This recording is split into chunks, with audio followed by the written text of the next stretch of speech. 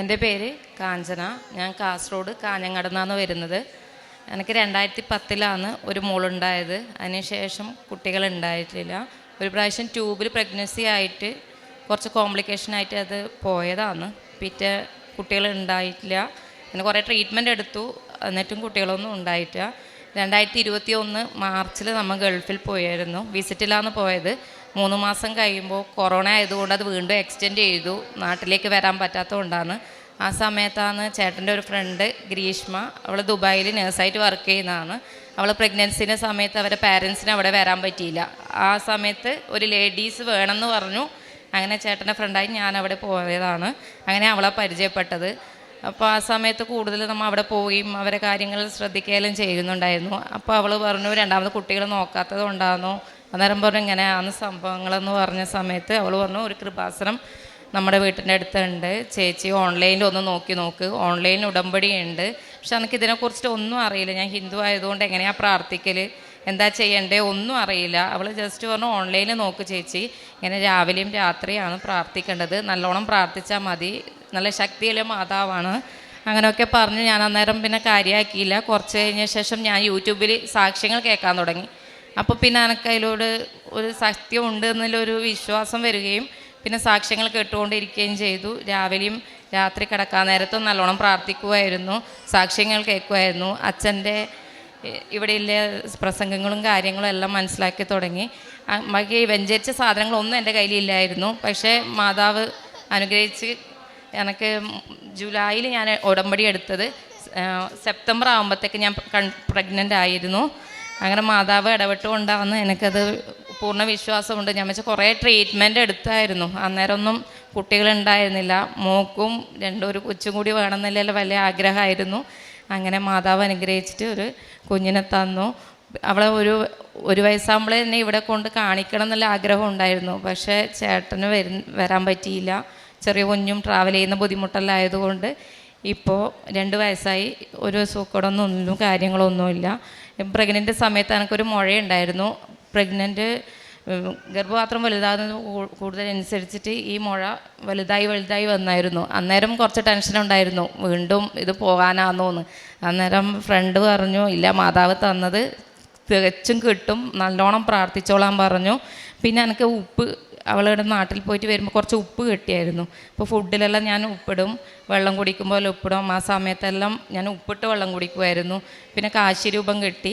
കാശിരൂപം ഞാൻ ഹോസ്പിറ്റലിലേക്ക് കൊണ്ടുപോയി. ഞാൻ എൻ്റെ തലയാണേൻ്റെ അടിയിൽ വെച്ചായിരുന്നു. നമ്മൾ ഹിന്ദുക്കളായതുകൊണ്ട് എല്ലാവർക്കും അത് അറിയില്ലായിരുന്നു ഇങ്ങനെ സംഭവം. ഞാൻ പറഞ്ഞപ്പോൾ ഇങ്ങനെയാണ് കിട്ടിയതെന്ന് പറയുമ്പോൾ അവർക്കും ഒരു വിശ്വാസം വന്നു തുടങ്ങി. അവരും ഇപ്പോൾ സാക്ഷ്യങ്ങളെല്ലാം കേൾക്കുന്നുണ്ട്.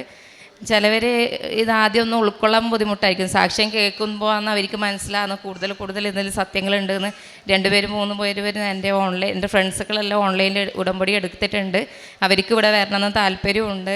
പരിശുദ്ധ അമ്മയുടെ മധ്യസ്ഥതയിലേറെ പ്രത്യേകിച്ചൊരു 12 വർഷത്തിന് ശേഷം ഒരു കുഞ്ഞിനെ ലഭിച്ചു എന്നുള്ള സാക്ഷ്യമാണ്. ഈ സാക്ഷ്യത്തിന് ഏറ്റവും പ്രധാനപ്പെട്ടെന്ന് പറഞ്ഞത് ഓൺലൈനിൽ ഉടമ്പടി എടുത്തിട്ട് അതിന് ലഭിച്ച ഒരു അനുഭവമാണ്. ഇന്ന് ഇവിടെ വന്ന് തീർത്ഥാടന ഉടമ്പടി എടുത്തിട്ടുണ്ട്. അപ്പം ഒരു മരിയൻ മെൻഡർ എന്നൊരു പുതിയൊരു അല്ലെങ്കിൽ മരിയൻ മെൻഡർ എന്ന് പറയുന്നൊരു സംഭവം ഈ സാക്ഷ്യങ്ങൾ നമുക്ക് മനസ്സിലാവും. അതായത് ഉടമ്പടി ജീവിതത്തിൽ നമ്മളെയൊക്കെ ഡയറക്റ്റ് ചെയ്യുന്ന, നമ്മളെ സഹായിക്കുന്നത്. ഇപ്പോൾ ഇതിൽ ഏതോ ഒരു സുഹൃത്തിൻ്റെ കാര്യമാണ് പറയണത്. അതായത് അത് അദ്ദേഹം അവസാന ഡെലിവറിയുടെ സമയം വരെയും ആ വ്യക്തി കൂടെ ഉണ്ടായിരുന്നു എന്നുള്ളതാണ് സാക്ഷ്യത്തിൽ പറയണത്. അപ്പം ആ വ്യക്തിയാണ് ഈ ഒരു ഉടമ്പടിനെക്കുറിച്ചും പരിശുദ്ധ അമ്മയെക്കുറിച്ചും ഒക്കെ ഇദ്ദേഹത്തിന് പറഞ്ഞു കൊടുക്കുന്നതും പിന്നീട് സാക്ഷ്യങ്ങൾ ഒരുപാട് സഹായിച്ചു എന്നുള്ളതാണ്. അപ്പം ഒരുപാട് പേർക്ക് ഈ പറഞ്ഞു കൊടുക്കുന്നതിനോടൊപ്പം ഈ അനുഭവ സാക്ഷ്യങ്ങളാണ് ഒരുപക്ഷെ നിങ്ങളിലും നമ്മളിലും നല്ലൊരു ശതമാനം പേരും ഈ ഒരു ആലയത്തിലേക്ക് വരുവാനായിട്ട് കാരണമായിട്ടുള്ളത്.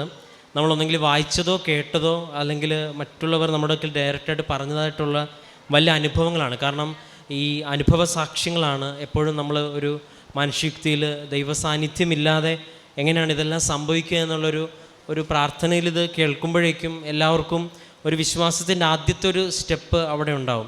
കർത്താവ് വന്നു എന്നതിനെക്കുറിച്ച് യോഹന്നാന് കൊടുക്കുന്ന ഏറ്റവും വലിയൊരു ഇതെന്ന് പറഞ്ഞാൽ, യോഹന്നാൻ്റെ ശിഷ്യന്മാർ കർത്താവ് എന്നോടൊക്കെ ചോദിച്ചു, കർത്താവ് നീയാണോ വരാനിരിക്കുന്നവനെന്ന് അവരോട് അവിടെ ചെന്ന് ചോദിക്കണമെന്ന് യോഹന്നാൻ്റെ ശിഷ്യന്മാരോട് പറയുമ്പം കർത്താവിനോട് മറുപടി പറഞ്ഞു, നീ ഇവിടെ നടക്കുന്നത് കേൾക്കുന്നതും നീ കാണുന്നതും ചെന്ന് അവനോട് പറയാനാണ് പറയുന്നത്. ഒരു പക്ഷേ ദൈവസാന്നിധ്യത്തിൻ്റെ അനുഭവങ്ങൾ അനുദിനം വന്ന് ഇങ്ങനെ ഓരോരുത്തർ ഇടമുറിയാതെ ഇങ്ങനെ പറയുന്ന ഒരാലയമായിട്ട് ഇതിനെ പരിശുദ്ധ അമ്മയുടെ പ്രത്യക്ഷീകരണത്തിൻ്റെ അനുഭവം മാറ്റിയിട്ടുണ്ടെങ്കിൽ ദൈവം ഇതിൻ്റെ കൂടെ സഞ്ചരിക്കുന്നുണ്ടെന്നുള്ള കാര്യത്തിൽ ഒരു സംശയവുമില്ല. അപ്പോൾ അതിൻ്റെ ഭാഗമായിട്ട് ഇന്ന് ആ കുഞ്ഞുമായിട്ട് ഇവിടെ ഈ അൾത്താരിൽ വരാൻ പറ്റും. അപ്പം വ്യക്തമായിട്ട് മറ്റൊരു സുഹൃത്ത് സാക്ഷ്യം കാണാനും ഇതിൻ്റെ കാര്യങ്ങളൊക്കെ പറഞ്ഞു കൊടുക്കാനും, ഇപ്പോൾ ഓൺലൈനിൽ എന്തൊക്കെയാണോ അതിൻ്റെ ക്രൈറ്റീരിയസ് ഉള്ളത് അതെല്ലാം വൃത്തിയായിട്ടും വ്യക്തമായിട്ടും ചെയ്തു എന്നുള്ളതും അതിന് മറുപടിയായിട്ടൊരു അനുഭവം. പക്ഷേ ഉടമ്പടി എടുത്ത് ആരൊക്കെയോ പരിസരങ്ങളിൽ ചെന്നെത്തി ഉടമ്പടിയിലെ വസ്തുക്കളൊക്കെ കാശുരൂപമായിട്ടും, അപ്പോൾ ഒരു മാതാവ് ഒരാളെ ഇങ്ങനെ സെലക്ട് ചെയ്യുമ്പം സാഹചര്യങ്ങളെല്ലാം ഇതുമായിട്ട് ചേർന്ന് ഒരുക്കപ്പെട്ടു എന്നുള്ളതും മറ്റ് സുഹൃത്തുക്കൾക്കും ഈ ഒരു വിശ്വാസം,